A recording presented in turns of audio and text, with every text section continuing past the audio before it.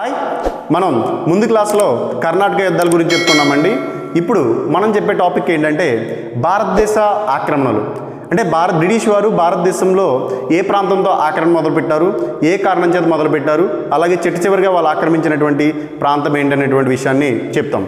అయితే భారతదేశంలో వాళ్ళు భూభాగాలు ఆక్రమించడానికి గల కారణం ఏంటంటే భారతదేశంలో తమ యొక్క వ్యాపారాలను అభివృద్ధి చేయాలంటే వ్యాపార సంస్థలను అభివృద్ధి చేయడంతో పాటు భారతదేశ ప్రాంత భూభాగాలపైన పట్టు సాధించాలి, తమ గ్రిప్పులో పెట్టుకోవాలి.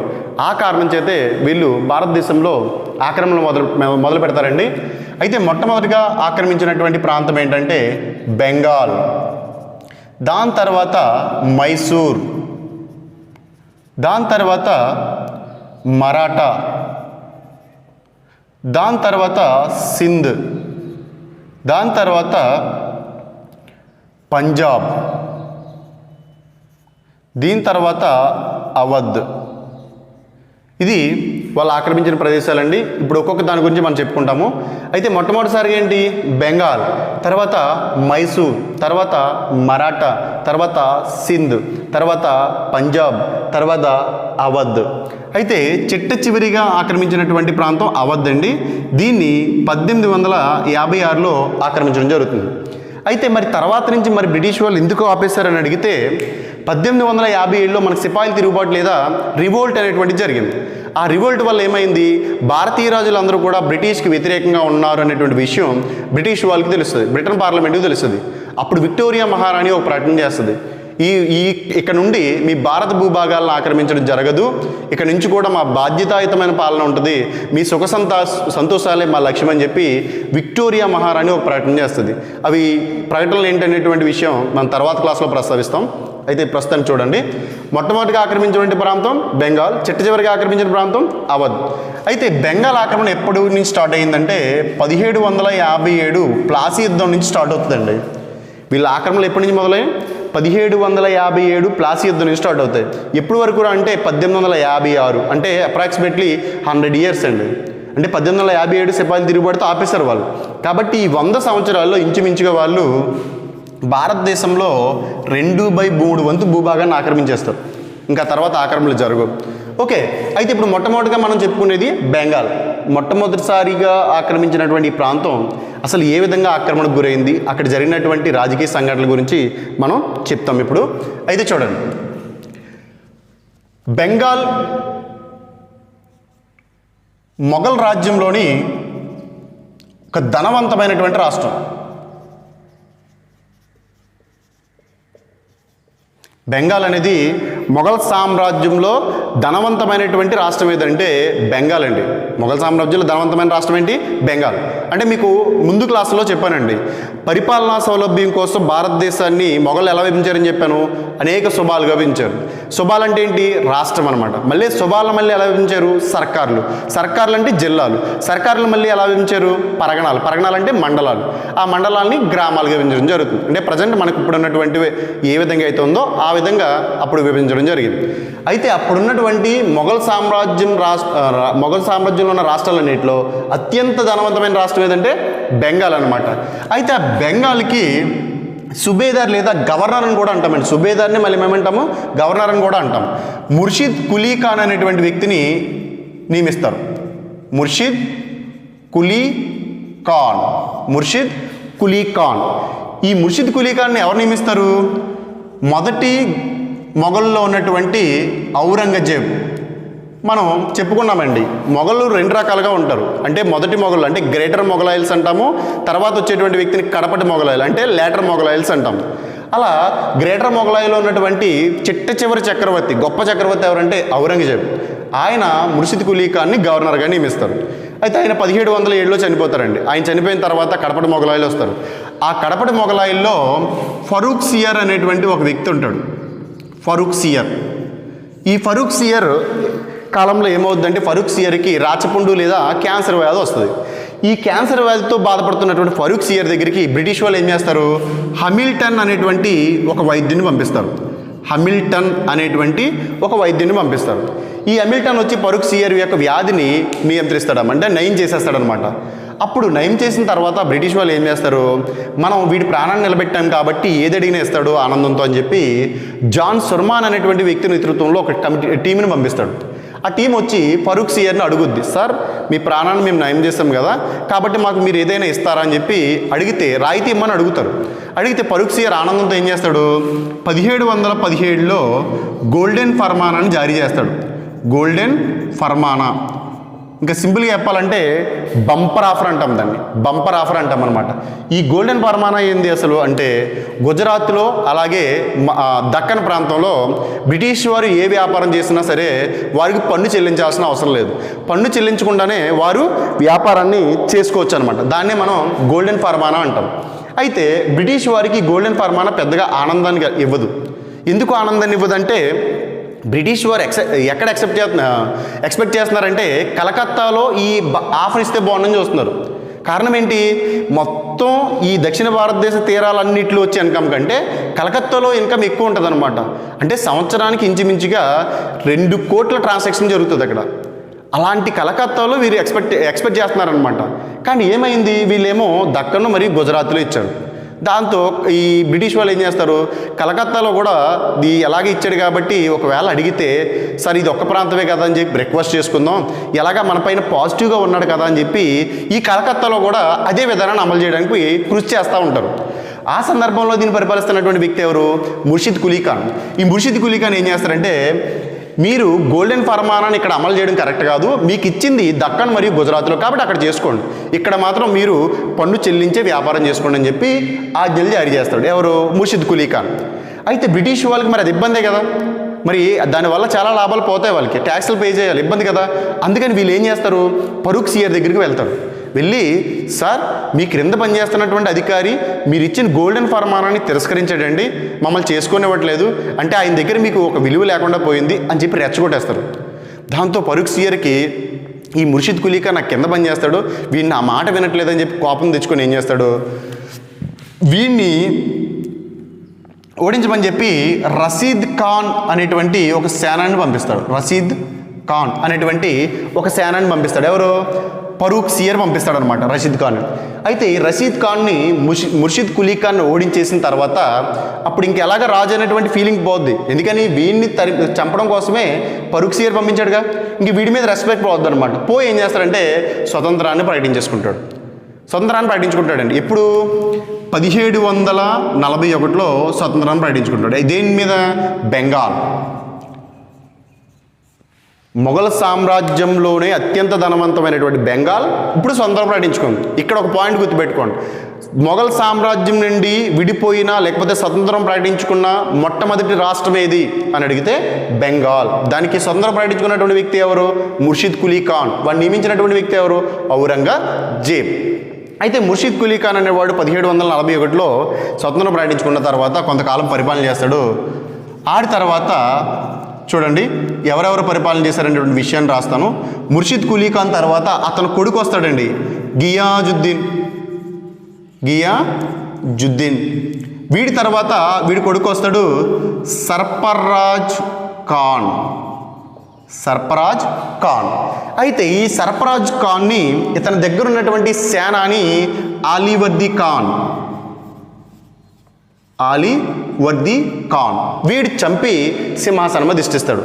బెంగాల్ సామ్రాజ్యానికి అధిపతిగా ఇప్పుడు ఎవరు వచ్చారండి, అలీవర్దీ ఖాన్ వచ్చాడు. ఎవరిని చంపి, సర్ఫరాజ్ ఖాన్ని. ఎప్పుడంటే 1750లో వస్తాడనమాట. వచ్చి ఎప్పటి వరకు ఉంటాడంటే 56 వరకు ఉంటాడు, అంటే 6 సంవత్సరాల పరిపాలన చేస్తాడు. చేసిన తర్వాత అలీవర్దీ ఖాన్ కూడా మరణిస్తాడు. అప్పుడు బెంగాల్ నవాబుగా ఎవరు వస్తారంటే ఇతని పెద్ద మనవడైనటువంటి సిరాజుద్దౌలా వస్తాడు. సిరాజుద్దౌలా పరిపాలనలోకి రావడం జరుగుతుంది. ఇతని సింహాసనం ఇప్పుడు ఎక్కడని అడిగితే వీడు 1756లో చనిపోయాడు కాబట్టి వీడు అప్పుడే వచ్చాడనమాట. అయితే వీడు సింహాసనం ఎక్కే నాటికి వీడి వయసు ఎంత అంటే 23 సంవత్సరాలు ఉంటుంది. చాలా యువకుడు అనమాట, మంచి అగ్రెసివ్ పర్సన్, అంటే రెబల్ క్యాండిడేట్ అనమాట. అయితే ఈ సిరాజుద్దౌలా సింహాసనంకి రాగానే బ్రిటిష్ వారిని వ్యతిరేకిస్తాడు. ఎందుకు బ్రిటిష్ వారిని వ్యతిరేకిస్తారు, వ్యతిరేకించడానికి కారణాలు ఉంటాయి కదా. ఆ కారణాలు ఏంటంటే చూడండి, మొదటిది ఈ సిరాజుద్దౌలా కాలంలో ఈ సవతి సోదరుడు ఒకడు ఉంటాడు. అతని పేరు షౌకత్ సింగ్. షౌకత్ సింగ్కి బ్రిటిష్ వారు ఏం చేస్తారంటే సపోర్ట్ ఇస్తారు. ఎందుకు సపోర్ట్ ఇస్తారు? ఈ బ్రిటిష్ వారు కలకత్తాలో అమలు చేస్తున్నటువంటి గోల్డెన్ ఫర్మానాన్ని అలీవర్దీ ఖాన్ తప్పు అని చెప్తాడు, వినరు. తర్వాత వచ్చిన సిరాజుద్దౌలా కూడా మీరు ఆ గోల్డెన్ ఫర్మానాన్ని అమలు చేయడానికి కుదరదని చెప్పి వీడు కూడా చెప్తాడు. దాంతో వీడు మనకి పాజిటివ్గా లేడని చెప్పి వీడుంటే మనకు కష్టమని చెప్పి ఏం చేస్తారు, వీడికి పోటీగా ఉన్నటువంటి తన సవతి సోదరుడు అంటే స్టెప్ బ్రదరు షౌకత్ సింగ్కి సపోర్ట్ ఇస్తారన్నమాట. నువ్వు సింహాసనం ఎక్కరా, నీ తండ్రి సింహాసనం కదా, నీకు కూడా ఈ బాధ్యత ఉంది, హక్కు ఉంది, కాబట్టి నువ్వు ఎక్కచ్చు అని చెప్పి వీడికి సపోర్ట్ ఇస్తారు. దాంతో సిరాజుద్దౌలాకి బ్రిటిష్ వారిపైన కోపం వస్తుంది అనమాట. అది ఒక కారణం. మరి రెండోది ఏంటంటే దస్తకులు, వీటికే ఇంకొక పేరు ప్రీఫాసులు అంటాం. దీనికి ఇంకొక పేరు ఏంటంటే స్వేచ్ఛ వ్యాపార పత్రాలు అంటాం. స్వేచ్ఛ వ్యాపార పత్రాలు. చూడండి, దస్తకులు లేదా ప్రిఫాసులు లేదా స్వేచ్ఛ వ్యాపార పత్రాలు అంటాం. ఏంటి దస్తకులు అంటే ఏం కాదండి, వ్యాపారం చేసేటప్పుడు మనకి అంతర్గత వ్యాపారం, బహిర్గత వ్యాపారం అని ఉంటుంది. అంతర్గత అంటే ఏంటి, మన సామ్రాజ్యంలో లేదా మన దేశంలో జరిగేటువంటి వ్యాపారాన్ని ఏమంటామంటే అంతర్గత వ్యాపారం లేదా ఇంటర్నల్ బిజినెస్ అంటాం. మరి బయట దేశాలతో లేదా బయట ప్రాంతాలతో చేస్తే దాన్ని ఏమంటామంటే ఎక్స్టర్నల్ బిజినెస్ అంటే బహిర్గత వ్యాపారం అంటాం. అయితే అంతర్గత వ్యాపారం చేసేటప్పుడు ఎటువంటి పన్నులు ఉండవు నార్మల్గా అయితే. కానీ ఇది ఏం చేస్తాడు, బ్రిటిష్ వాళ్ళు అంతర్గత అంటే చిన్న చిన్న వ్యాపారుల దగ్గర వ్యాపారం చేసేటప్పుడు ట్యాక్స్ వసూలు చేస్తారు. అంటే మన భారతదేశ ప్రజలు ఎవరైతే ఉన్నారో, అంటే బెంగాల్ ప్రజలు ఎవరైతే ఉన్నారో వాళ్ళు చేస్తున్నటువంటి వ్యాపారం వస్తువులు వీళ్ళకి అమ్ముతుంటారు చూడండి, ఆ వస్తువులు అమ్మినప్పుడు వీళ్ళ దగ్గర నుంచి కొంచెం ట్యాక్స్ వసూలు చేస్తారు. నార్మల్గా ట్యాక్స్ ఎవరు వసూలు చేయాలి, గవర్నమెంట్ అంటే సిరాజుద్దౌలా వసూలు చేయాలి. కానీ ఎవరు వసూలు చేస్తున్నారు ఇక్కడ, బ్రిటిష్ వాళ్ళు వసూలు చేస్తారనమాట. ఎందుకంటే కలకత్తాకి మొత్తం కలిపి పన్ను వీళ్ళు పే చేస్తారు బల్క్గా. చిన్న చిన్న వ్యాపారాల దగ్గర వీళ్ళే కలెక్ట్ చేస్తారన్నమాట. అలా వ్యాపారం చేసేటప్పుడు వాళ్ళకి వీళ్ళు ఒక పేపర్స్ ఇస్తారు, వాటిలో దస్తకులు అంటామన్నమాట. కాబట్టి దాంతో వీడి కోపం వస్తుంది, మనం చేయాల్సినటువంటి పన్నులు కలెక్ట్ చేయాల్సిన పన్నులు వీళ్ళు కలెక్ట్ చేయడం ఏంటని చెప్పి వ్యతిరేకిస్తాడనమాట. మరి మూడో కారణం ఏంటంటే ఈ సిరాజుద్దౌలా దగ్గర ఒక అధికారి ఉంటాడు, వాడి పేరు రాజ్ వల్లభ్ లేదా ఇంకొక పేరు ఉంది, వాడి పేరు కిషన్ దాస్. ఈ కిషన్ దాస్ అనేవాడు సిరాజుద్దౌలాపైకి దాడి చేస్తాడు. ఈ సిరాజుద్దౌలాపై దాడి చేస్తే సిరాజుద్దౌలా వాడిని వెంటాడేస్తాడు, అన్ని ఓడించి ఏం చేస్తాడంటే వెంటాడతాడనమాట.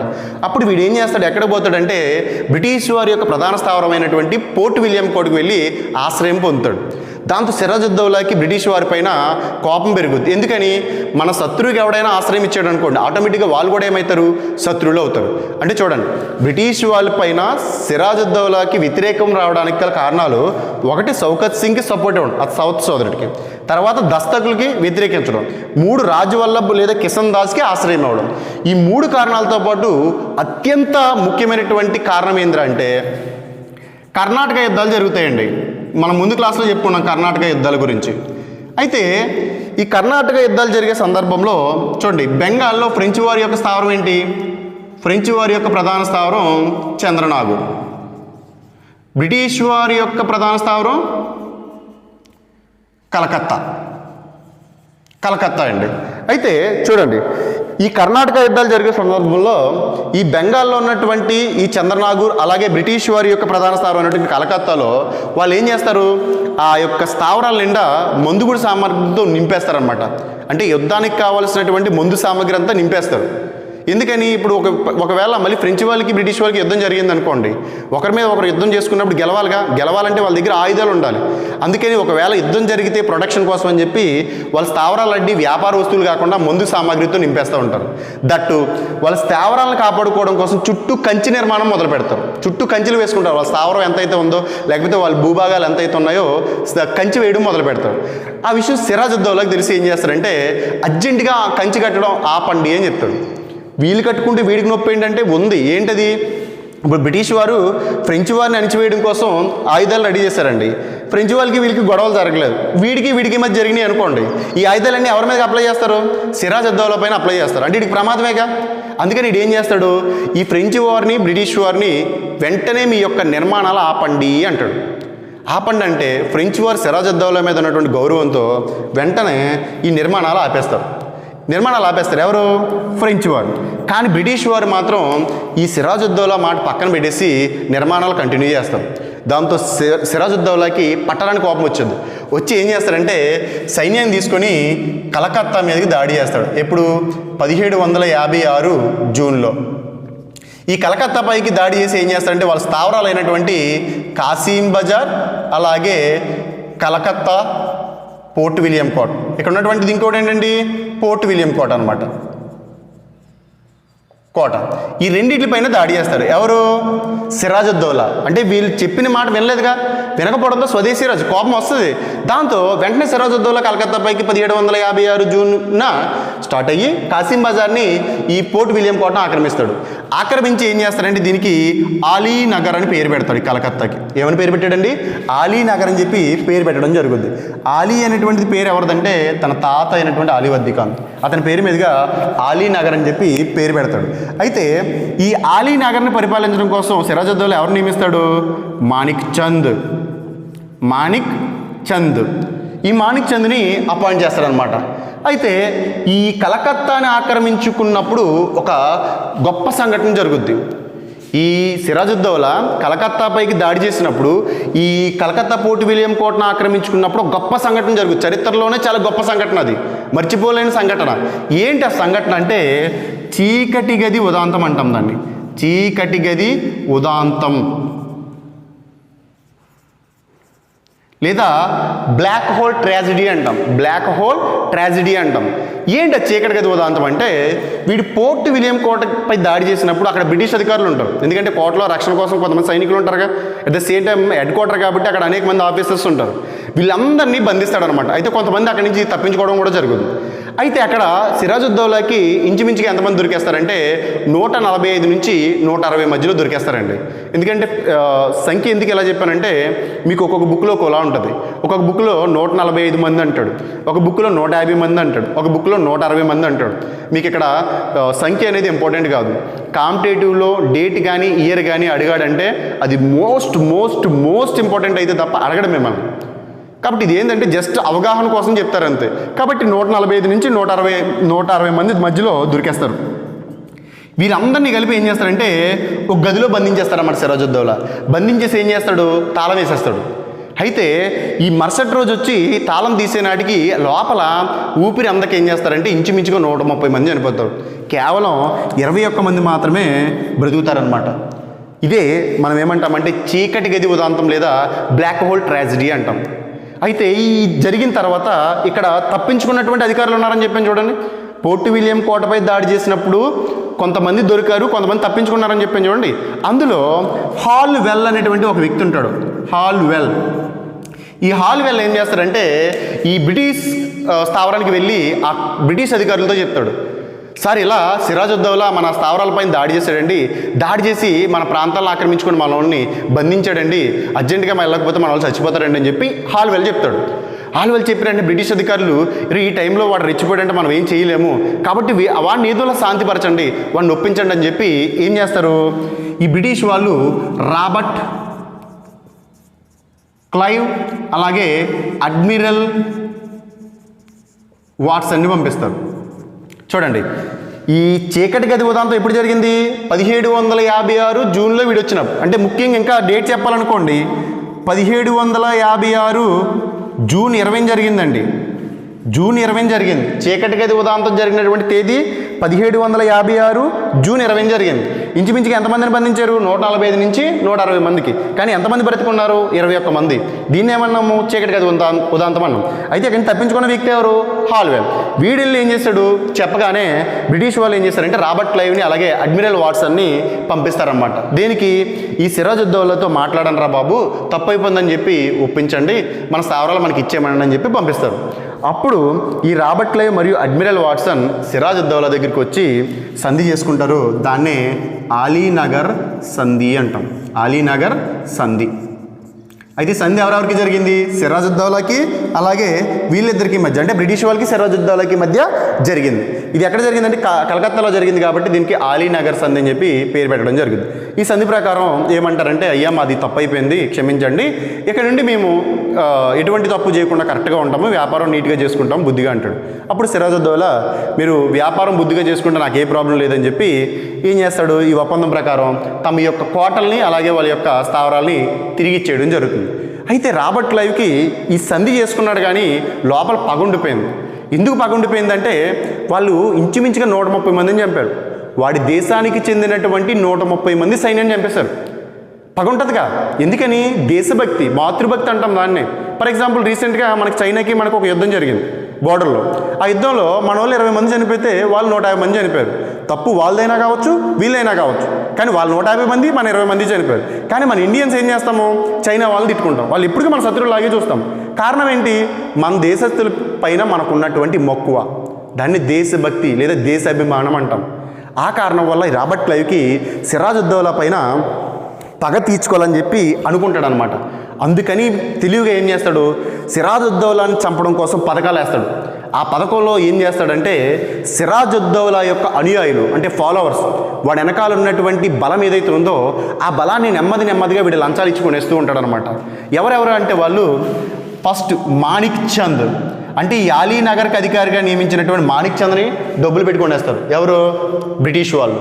తర్వాత ఈ సిరాజుద్దౌలా యొక్క రైట్ హ్యాండ్ ఎవరంటే మీర్ జాఫర్.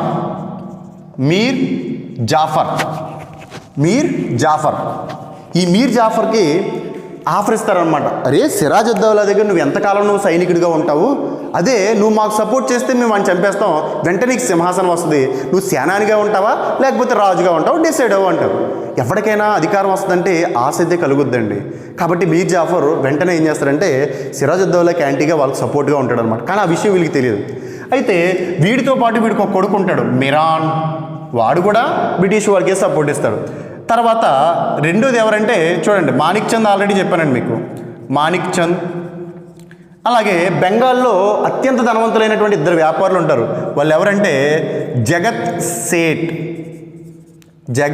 సేట్ అలాగే అమీన్ చంద్. వీళ్ళిద్దరూ కూడా ఎవరు? వ్యాపారులు అనమాట. వీళ్ళతో పాటు ఇంకొకడు ఉంటాడు జమీందార్ రాయ్ దుర్లభ్. ఈడే ప్రాంతానికంటే బొర్ద్వాన్ అనేటువంటి ఒక ప్రాంతానికి జమీందార్ ఎవరంటే రాయ్ దుర్లభ్. వీళ్ళందరినీ కూడా రాబర్ట్ క్లైవ్ ఏం చేస్తారంటే లంచాలు ఇచ్చి వాడు వైపు తిప్పుకుంటాడు. ఎలా? ఒకవేళ మేము సిరాజుద్దౌలాపైకి యుద్ధంకు వస్తే మీరు తటస్థంగా ఉండండి, బ్యాలెన్స్గా ఉండండి, మీరు మా మీద యుద్ధానికి రావద్దు, కాబట్టి మీరు ఇలా చేస్తే మీకు ఎంతో కొంత ప్రతిఫలం ఉంటుందని చెప్పి ఒక్కొక్కరిని వీళ్ళు కొనేయడం జరుగుతుంది. ఆ విషయం పాపం సిరాజుద్దౌలాకి తెలియదు. మరి ఇప్పుడు రాబర్ట్ క్లైవ్ వీడి బలాలన్నీ తీసాడుగా, మరి వీడి మీద యుద్ధానికి వెళ్ళాలి. మరి యుద్ధానికి వెళ్ళాలంటే ఏమి ఉండాలి?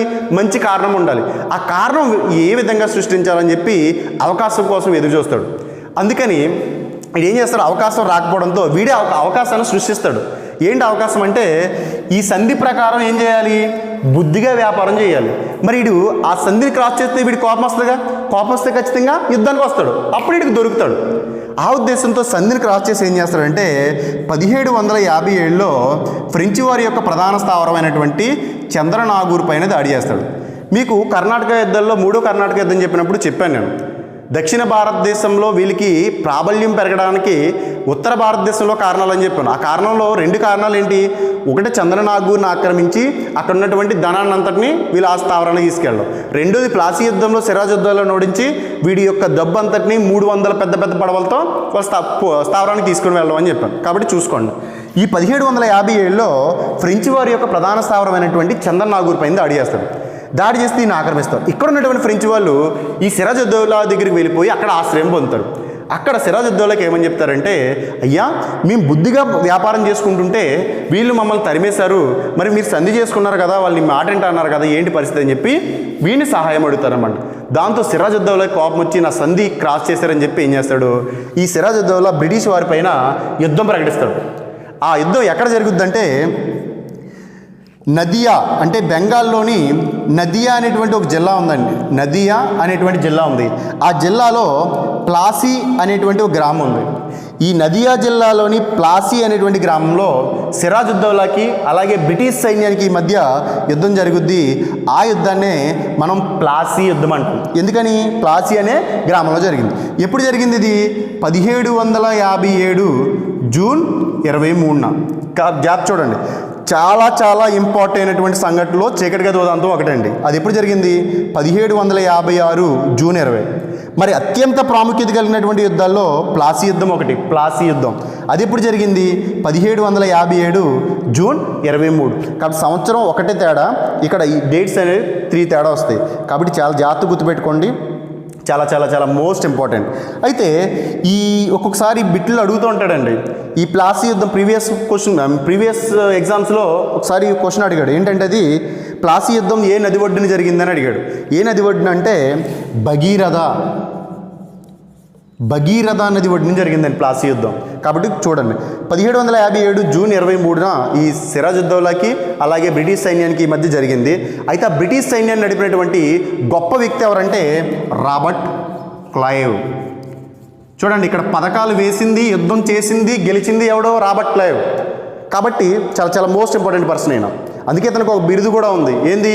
భారతదేశంలో బ్రిటిష్ సామ్రాజ్య వలస స్థాపకుడు అని చెప్పి ఎవరినంటాము? రాబర్ట్ క్లైవ్ని అంటాము. కారణం ఏంటి? భారతదేశంలో బ్రిటిష్ వారు సామ్రాజ్య స్థాపనకు పునాది వేసినటువంటి యుద్ధం ఏదంటే ప్లాసీ యుద్ధం.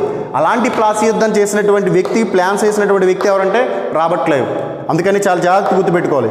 ఈ యుద్ధంతో ఏమైంది? సిరాజుద్దౌలా ఓడిపోతాడు. యుద్ధంలో ఘోరంగా ఓడిపోతాడు. ఎందుకని ఓడిపోతాడు? నాకు చాలా పెద్ద బలం ఉంది, నేను వెళితే గెలుస్తానని కాన్ఫిడెంట్గా వెళ్ళి వీడికి అసలు విషయం తెలియదు.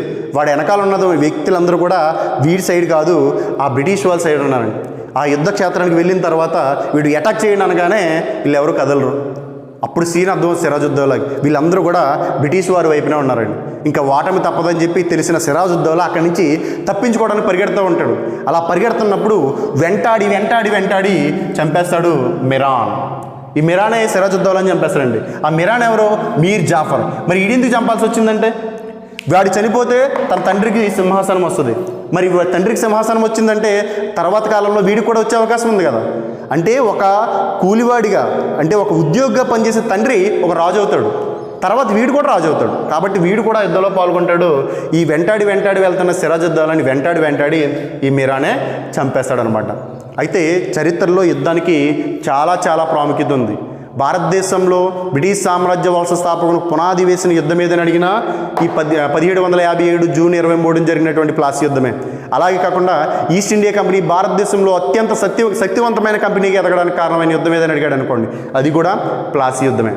ఇది ప్లాసీ యుద్ధానికి సంబంధించినటువంటి అంశం. అయితే యుద్ధంలో ఈ సిరాజుద్దౌలాని మోసం చేసినటువంటి వ్యక్తుల్లో అత్యంత గొప్ప మోసగాడు ఎవరని అడిగితే మీర్ జాఫర్. ఎందుకంటే వీళ్ళందరూ వ్యాపారస్తులు, వ్యాపారంలో లాభం కోసం చూడొచ్చు. కానీ వీడి యొక్క రైట్ హ్యాండ్ సేనాని, అలాంటి సేనాని సిరాజుద్దౌలాని మోసం చేస్తారండి. అయితే మరి కష్టపడి మోసం చేసి వాడిని చంపేశాడు కదండి, మరి వాడికి ప్రతిఫలం కావాలి కదా. అందుకే వెంటనే బ్రిటిష్ వాళ్ళు అదే యుద్ధ క్షేత్రంలో ఈ బెంగాల్ నవాబుగా మన సిరాజుద్దౌలాని మీర్ జాఫర్ని నియమించడం జరుగుతుంది. ఇది ప్లాసీ యుద్ధం యొక్క మొత్తం సమాచారం. అయితే యుద్ధంలో ఈ పాయింట్ ఇంపార్టెంట్ అని పర్టికులర్గా చెప్పడానికి కుదరదండి. ఎందుకంటే ఇటీవల కాలంలో కాంపిటేటివ్ అనేది ఆల్మోస్ట్ చాలా చాలా అప్డేట్ అయిపోతూ ఉంది. అంటే ముందు అడిగినటువంటి ఎగ్జామ్ కంటే తర్వాత అడిగేటువంటి ఎగ్జామ్ స్థాయి అనేది ఇంకొంచెం డెప్త్కి వెళ్ళిపోతుంది. కాబట్టి మీకు ఎప్పుడు ఇది ఇంపార్టెంట్, ఇది బాగా చదువుకోండి అని చెప్పను. మీరు ఏం చేస్తారంటే కాన్సెప్ట్ అంతటిపైన పట్టు సాధించడానికి చదవండి. ఎందుకంటే మీకు ఈ బిట్టు ముందు ఎగ్జామ్లో పడిందని చెప్పి దీన్ని ఇంపార్టెంట్ అని చెప్పాను అనుకోండి, ఆ బిట్టు తర్వాత ఎగ్జామ్లో వచ్చే అవకాశం చాలా తక్కువ. ఎందుకంటే వన్స్ ఒకసారి కాంపిటేటివ్ ఎగ్జామ్లో ఇచ్చిన బిట్టు మళ్ళీ ఇంకొకసారి ఇస్తాడనేటువంటి నమ్మకం లేదు. కాకపోతే మనం గుర్తించాల్సింది ఏంటి, ఒకసారి ఈ కాన్సెప్ట్లో ఒక బిట్ ఇస్తే ఈ కాన్సెప్ట్లో ఇంకొకసారి ఆ బిట్ ఇచ్చే అవకాశం ఉందని అర్థం. అంతే. అంటే ఒక బిట్ ఇచ్చాడంటే అర్థం ఏంటి, ఆ కాన్సెప్ట్ అంతటిని మనం చదవాలి, అంటే అందులో నుంచి ఇంకొక బిట్ ఇచ్చే అవకాశం ఉందని మాత్రమే మనం గుర్తుపెట్టుకోవాలి. అంతే తప్ప ప్రీవియస్ పేపర్లో ఈ బిట్ పడ్డది, అంతకుముందు ఎగ్జామ్లో ఈ బిట్ పడ్డది కాబట్టి ఇంపార్టెంట్ అని చెప్పి ఇంపార్టెంట్గా ఎప్పుడు చదవకండి. మీరు మొత్తం కాన్సెప్ట్ అంతటిని గుర్తుపెట్టుకొని బాగా చదువుకుంటే వాడు ఎంతటి కష్టమైన ప్రశ్న ఇచ్చినా సరే మనం అటెంప్ట్ చేయడానికి ఉంటుంది. నువ్వు ఆ బిట్ని అటెంప్ట్ చేయలేనప్పుడు నువ్వు ఎంత ఎక్కువగా చదివినా కూడా వృధానే. కాబట్టి వాడు ఇచ్చే ప్రశ్న ఎలా ఇచ్చినా సరే నువ్వు దాన్ని చేయగలిగే సత్తాని నువ్వు సంపాదించుకోవాలి. కాబట్టి ఈ మొత్తం కాన్సెప్ట్ని జాగ్రత్తగా చదవండి. నెక్స్ట్ క్లాస్లో బక్సార్ యుద్ధం గురించి చెప్తాను. ఎందుకనంటే బెంగాల్ ఆక్రమణ ఇంకా అవ్వలేదు, పూర్తి కాలేదు. బెంగాల్ ఆక్రమణ జరగడానికి కారణాలు చెప్పాము, అది పూర్తిగా ఎప్పుడు ఆక్రమించారు అనేది నెక్స్ట్ క్లాస్లో చెప్తాం.